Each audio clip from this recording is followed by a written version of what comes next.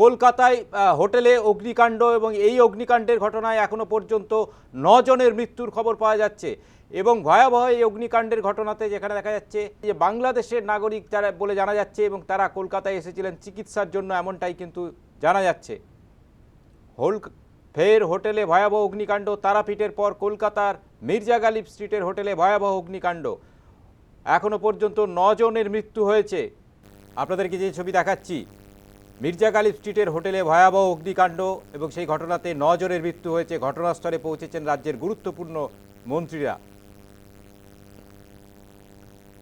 পুরমন্ত্রী অগ্নিমিত্রা পাল এ বিষয়ে কি জানিয়েছেন শোনাবো। আজকে এই যে হোটেলে হয়েছে, এই বিল্ডিংটার মধ্যে 10টা গেস্ট হাউস আছে, 10টা। সেখানে 6 জন মেল, 2 জন ফিমেল আর একটা বাচ্চা। আপাতত বডি যেটা পাওয়া গেছে। তারপরে 80 জন কি করে পারমিশন দেওয়া হয়েছিল?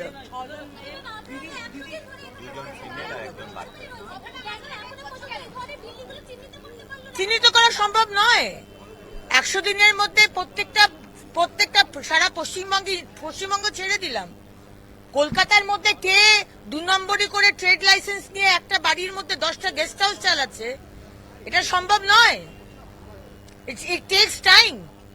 আমি তো সিএসসি কে বলবো, সিএসসি তো দিয়েছে, এখানে তো ওভারলোডিং হয়েছে, যেটা আমার পুলিশ এবং ফায়ার ব্রিগেড বলছেন।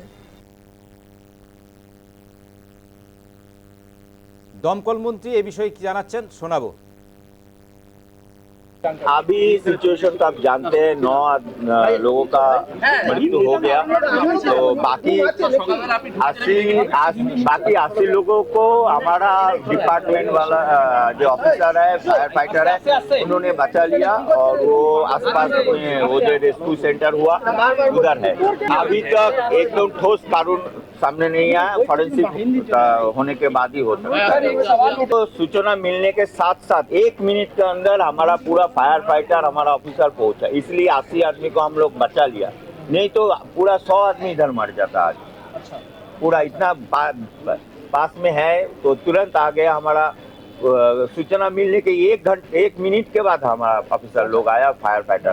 क्या फायर फाइटिंग सिस्टम था? सॉरी, जो लोगों की मौत हाँ, ज्यादा से ज्यादा बांग्लादेशी है, वो हम लोग का खबर आया, तो अभी तक डिटेल्स खबर नहीं आया। वो कलकत्ता पुलिस और जहाँ है डेड बॉडी जहाँ है वो सब कर रहा है। फायर फाइटिंग सिस्टम था? सॉरी, होटल का लाइसेंस था क्या? वो देखेंगे, कलकत्ता पुलिस देखेंगे, वो केएमसी देखेंगे। क्या कुछ एक्शन अभी तक लिया गया है? आगे क्या सोच रहे हैं? अभी तो एक्शन होगा। मुख्यमंत्री जी के साथ हमारा बातचीत हो रहा है, एक्शन तो जरूर होगा। क्या होटल में फायर फाइटिंग सिस्टम था? फायर फाइटिंग सिस्टम था, कुछ मेरे को देखने को मिला कि खास नहीं था, क्योंकि जहाँ जितना होगा तो जितना मौजूद होगा फायर फाइटिंग इक्विपमेंट, वो लड़ाई कर सकते, उतना मेरे को नज़र में नहीं आया। এই অগ্নিকাণ্ডের ঘটনায় এই আটকে পড়া আবাসিক তার অভিজ্ঞতার কথা শুনিয়েছেন, শোনাবো আপনাদের। मैम, हम लोग उत्तर प्रदेश के रहने वाले हैं। इससे पहले हम लोग उड़ीसा गए थे टहलने के लिए। उड़ीसा से कलकत्ता आए हैं, कल ही आए हैं। 7 बजे रूम पे चेकआउट रूम लिए हैं। रात के 1:40 के करीब में आवाज़ आना स्टार्ट हो गया। हम लोगों की नींद 2 बजे के करीब में खुली। हम लोग बाहर गए, बाहर आग था, आग की लपटें सीढ़ी तक थी, सीढ़ी भी जल रहा था, हम लोग भी जलने वाले थे। हम लोगों ने उसके इस होटल के पीछे से जगह थी उतरने वाली, हम लोगों ने उधर से उतरते टाइम और सब भी लोग भी उतर रहे थे। उसी टाइम से कई सारे गेस्ट हाउसों में बहुत सारे धुएं थे। अब हम लोग उतर गए। আমি ছিলাম রয়কো গেস্ট হাউসে, আপনার আনুমানিক রাত 1:30 থেকে 40। নিচে খুব চিল্লাচিল্লি শব্দ হচ্ছিল। আমি দরজা খুলে দেখি যে আগুন আর ধোঁয়া ধাও ধাও করে উপরের দিকে উঠতেছে।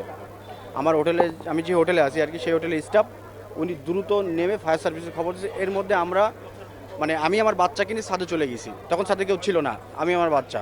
আমার ওয়াইফ যাইতে পারে না ধোঁয়ার কারণে। সে পরবর্তীতে আপনার সেন্সলেস হয়ে গেছিল আর কি, ধোঁয়ার গ্যাসে।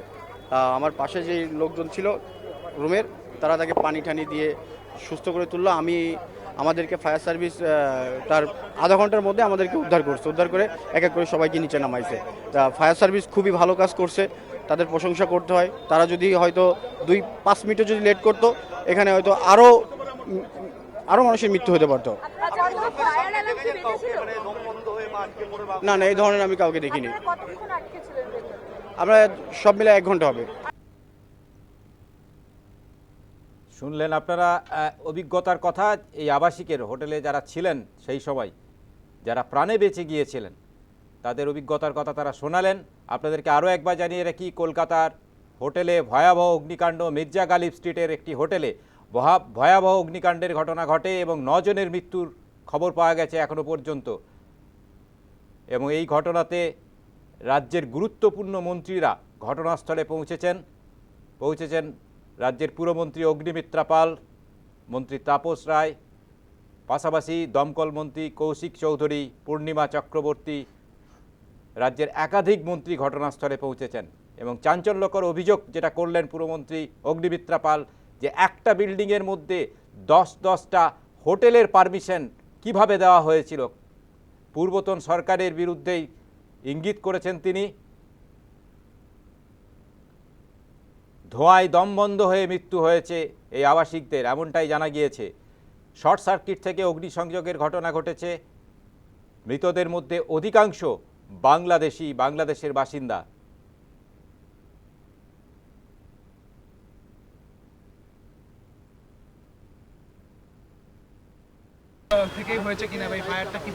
সেটা তো অলরেডি ডিজি ফায়ার এবং সিনিয়র অফিসার ছিলেন, ওনারা দেখবেন কীভাবে হয়েছে।